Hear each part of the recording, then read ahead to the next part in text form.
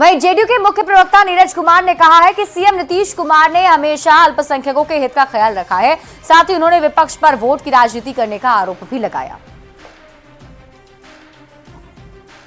का सर्टिफिकेट चाहिए। राष्ट्रीय जनता दल के सजा याफ्ता लालू यादव को मुफ्ती मोहम्मद शहीद अवार्ड मिला है, नीतीश कुमार जी को वह अवार्ड मिला है।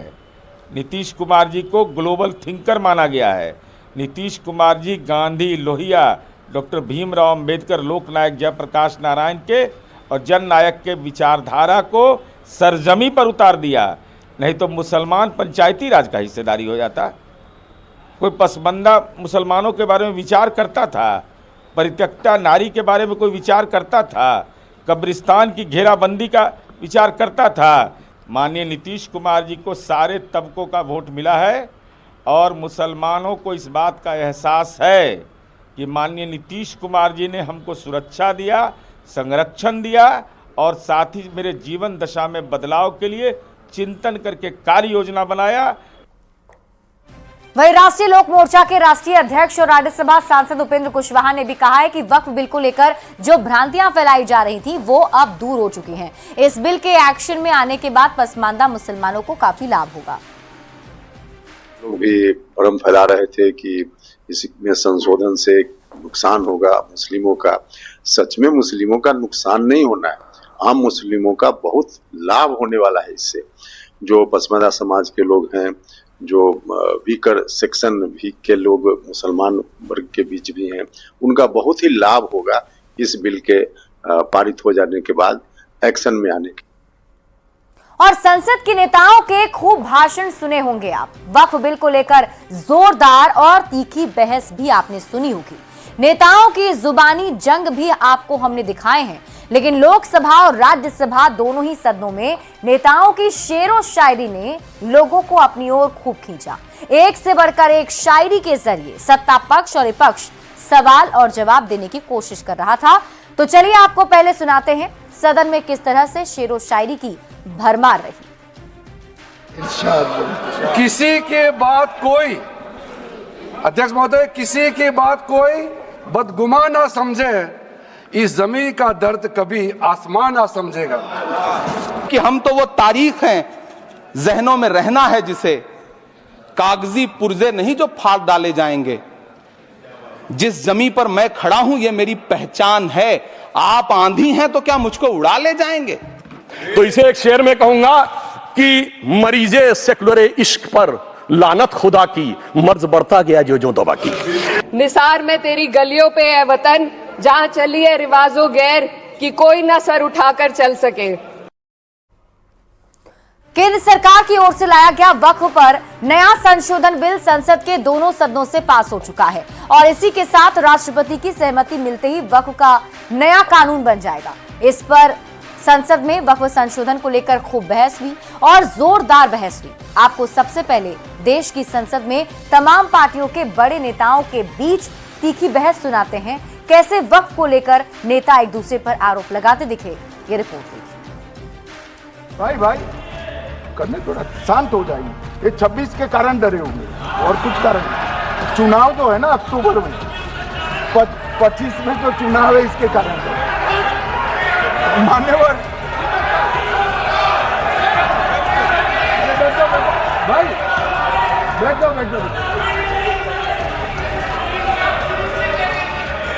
मान्यवर।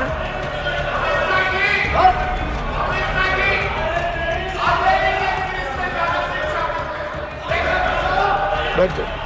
बंगाल में आकर कहूंगा ये राजनीतिक हिसाब किताब का अखाड़ा नहीं है।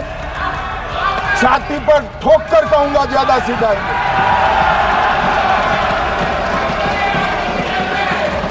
मान्यवर, यहां एक सदस्य ने तो कह दिया, एक सदस्य ने कह दिया माइनॉरिटी इस कानून को स्वीकार नहीं करेगी। क्या धमकाना चाहते हो भाई? संसद का कानून है, सबको स्वीकार करना पड़ेगा।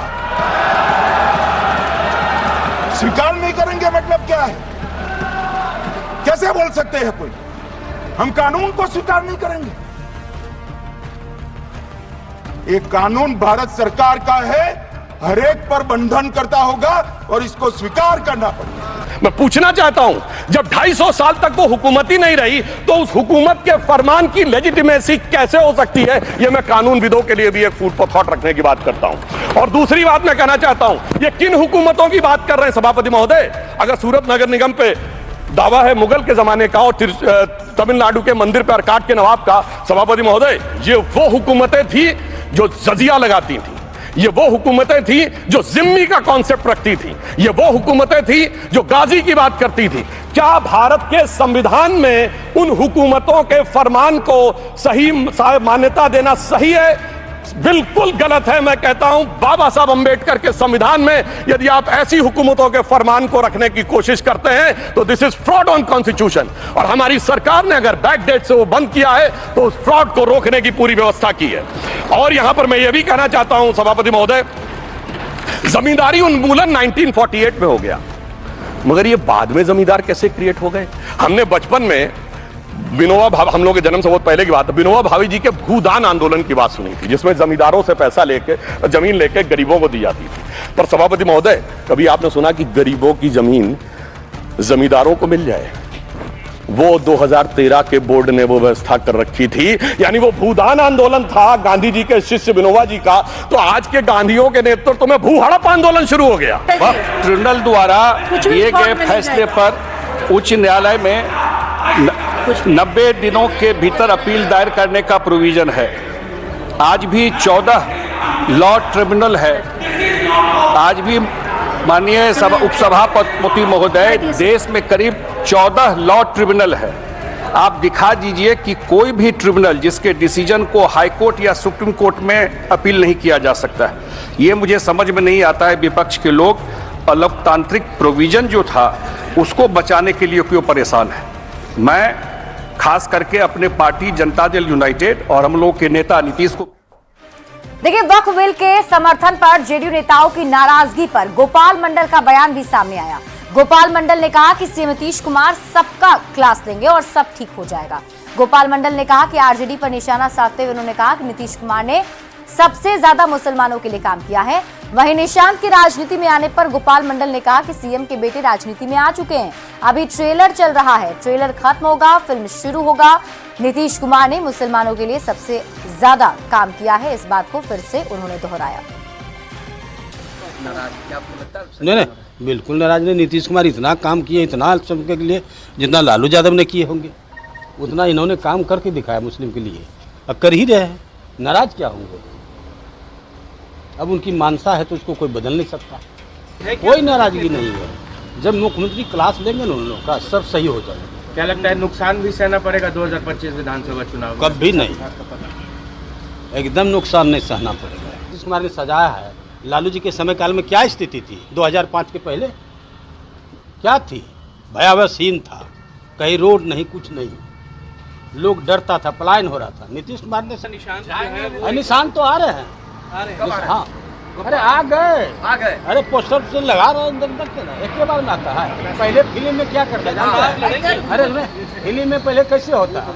पहले हीरो को दिखाता है जूता, उसके बाद खलता पैजामा, तब दिखाता है घड़ी, धीरे धीरे नुकता है। इकट्ठे नहीं, 3 बार छड़प के आ जाएंगे वो निशान।